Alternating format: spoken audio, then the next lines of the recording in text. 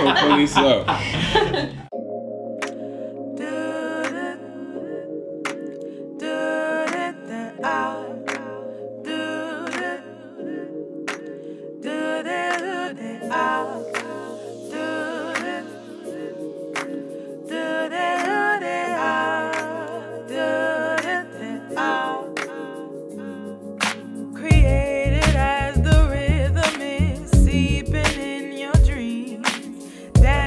Soultronic.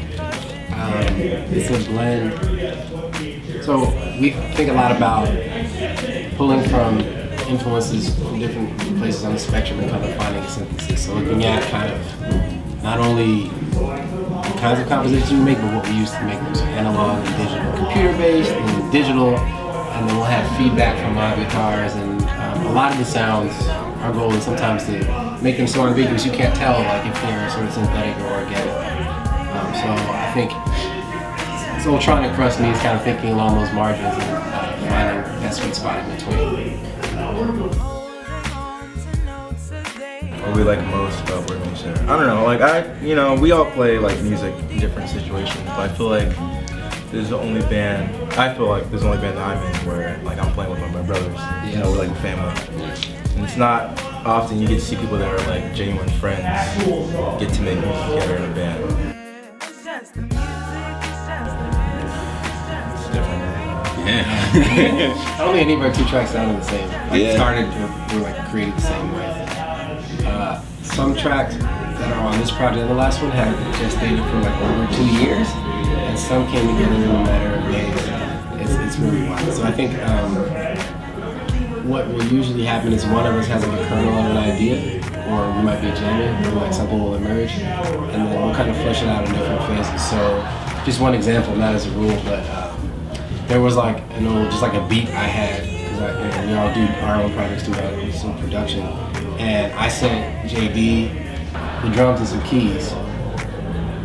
He sends me back a bass line. I don't like the keys anymore, so now I've got just this rhythm section. It just sort of evolves from there. But we just sort of like pass it around and marinate.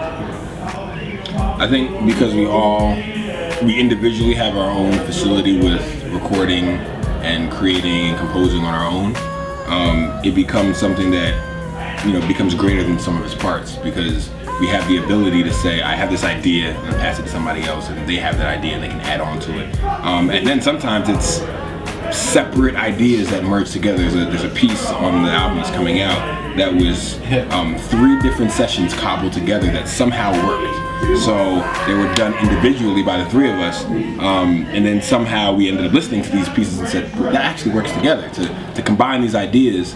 And that's just kind of one thing that happens pretty regularly, that we'll think about something and somebody will have a session that they've been working on, someone will have an idea they've been working on, and we'll end up meeting together and fusing ideas together.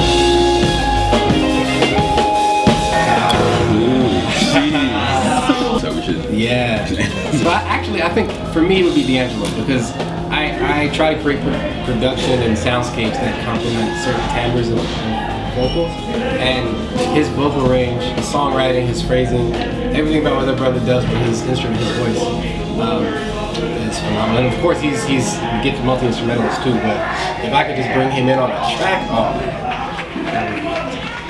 Living or Dead, right? Yes. I don't know. I think about things that I write. I think I've thought about the idea of working with someone like Erykah Badu. I think that in terms of like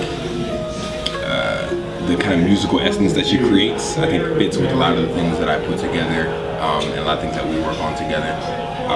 It's in some ways the muted, understated quality of what she does, where you don't realize until kind of after several listens that, oh, that was actually pretty cool. Kind of the sneaky sort of musical ideas that she puts forth, I think would complement what we do pretty well. So I don't think that we make music for people to belt out or for people to kind of forcefully project. I think it's a lot more muted and understated, and I think that those are the sorts of things that work well, and those are the things that other people, like an Erykah Badu, I think would be well featured on. I don't really know the answer to this question, but I had a dream. Oh yeah.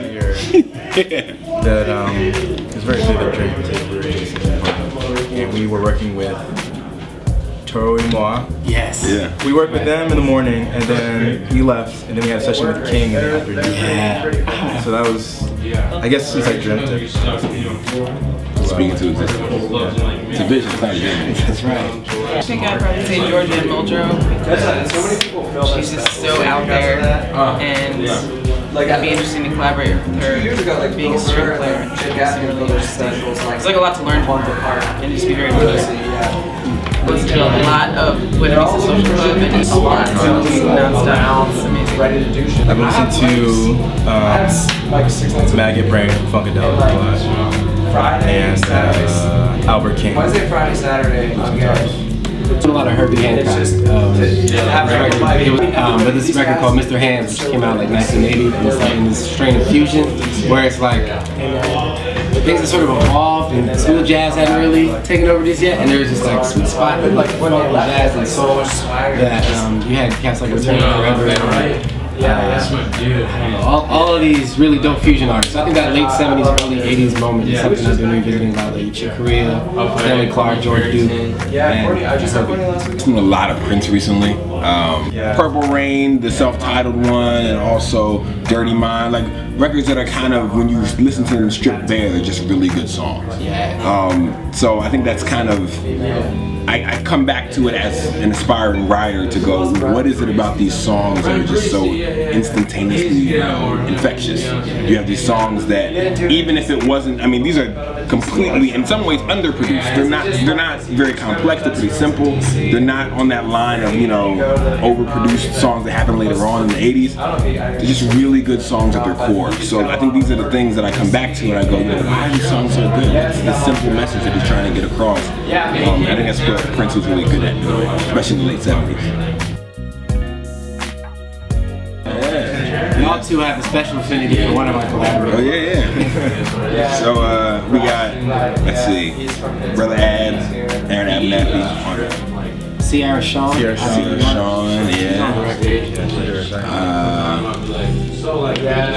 DJ Mel on there. It's a lot of folks. I mean, I just like the fact that people listen to new music now. Like, we live in the age of SoundCloud and, all these digital ways, Bandcamp, getting your music across, and you don't have to have a major label. So I like the fact that there's growth and kind of organic grassroots feel to records, because you get this chance to hear somebody who maybe somebody told you about, maybe you heard from somebody. So I just encourage people to even explore that way. Like, get into a click vortex and start just clicking on names and I didn't hear that stuff. There's this cat whose name I always forget, and I have to look on my phone and everything. Gabriel Garzon Montano. He's a young cat out of New York. I think he's of like European and Latin American descent, but just came out of conservatory and sort of a singer-songwriter in the vein of like Bill Withers type stuff. Writes and produces all of his own stuff. Put out this EP he recorded with like Lenny Powers as producer. Really raw, organic.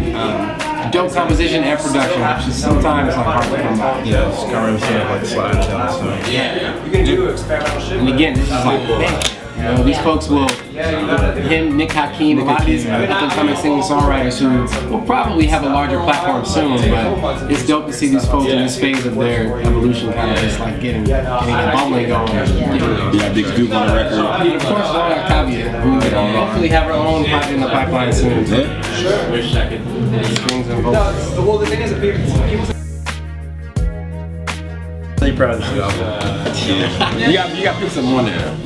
Okay, there's a moment I've got. I want to hear your moments. Put something off the new project. The suite that we were talking about, we're each kind of working independently on these three ideas, and I got together like, hey, that's like in the same key, and we totally blend, and we found ways to do it. There's this moment on the third sort of movement of the suite where it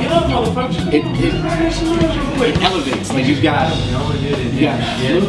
flute, strings, a little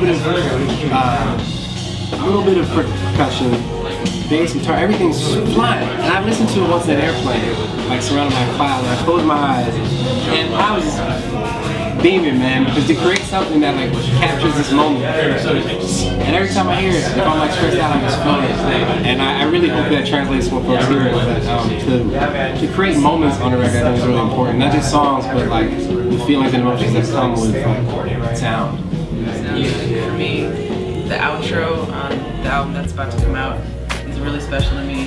It was just a really great day. Like we were in there for an entire day and coming up with a lot on the spot. Upright bass. The upright bass, the piano, the strings, the and for me to be an engineer, like being in a soundproof room is a luxury. We record most of our stuff at home and make it sound right, but when you're recording instruments like that, you have to have a treated space. And then 3 of us are sort of singing on it also, and it's just, it feels really emotional, and it's nice to hear that and then think about recording it. So.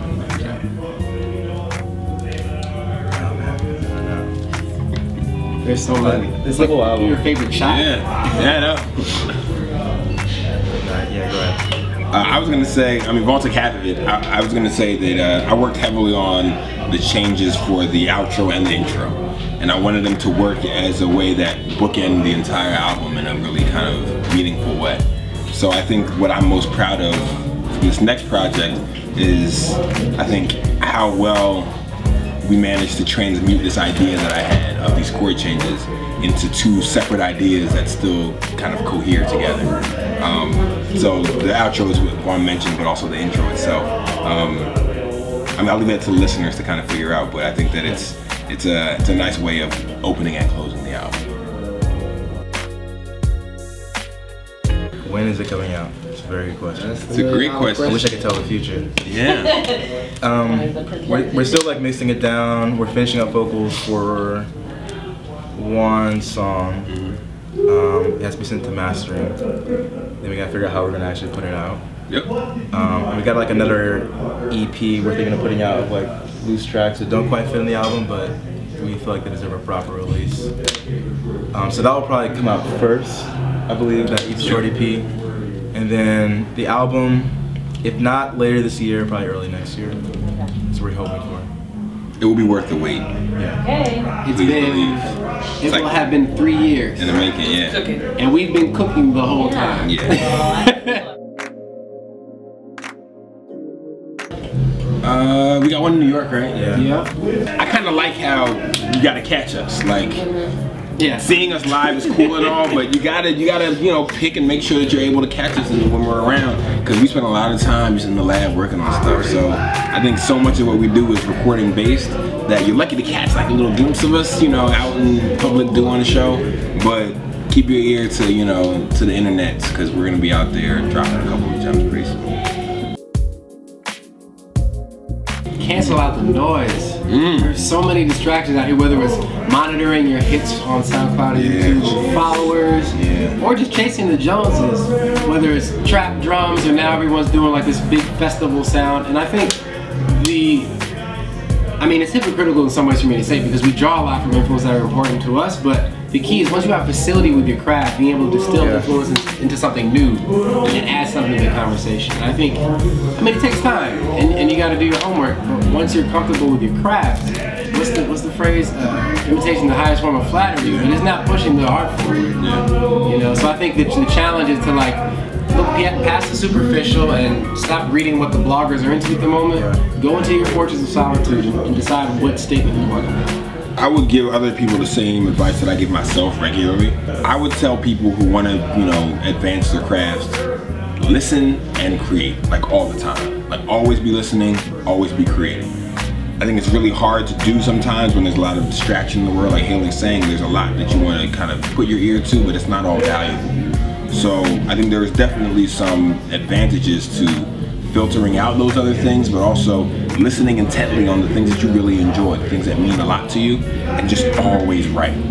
I regret times in my life where I spent that I could have been writing. I don't think I'll ever be on my deathbed and go, you know what, I think I wrote too much. I think I'll always have that moment where I go, I could have written more. There's more things I had to say. There's more things I wanted to express. There's more ideas I wanted to communicate.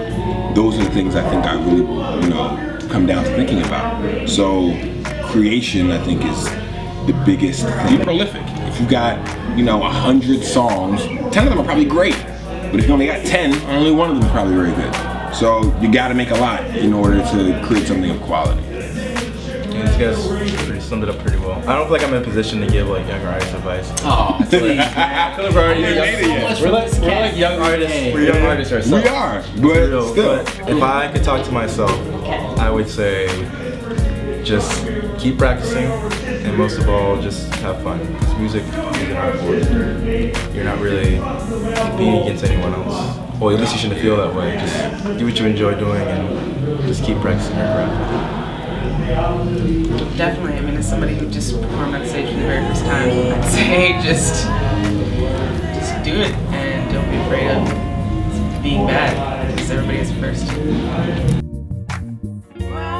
So I do want, briefly to thank everyone who's kind of tapped into what we've been up to so far. Yeah. We've had friends and some new friends who sort of entered our community because they discovered our stuff live or online, and it's been beautiful just like connecting with folks through this and to know that like we're making stuff for ourselves, but there are people out there who don't know us who consume this and appreciate it because they want to. ColumbiaNights.com, right? It's important. At Columbia_Nights, Facebook.com/Columbia Nights Music, Instagram. We got IG. I gotta say, social media, man, you can't pay too much attention. Send on pictures. We on Vine though, right? We're Columbia Nights, and we socialize with Gypsy Soul.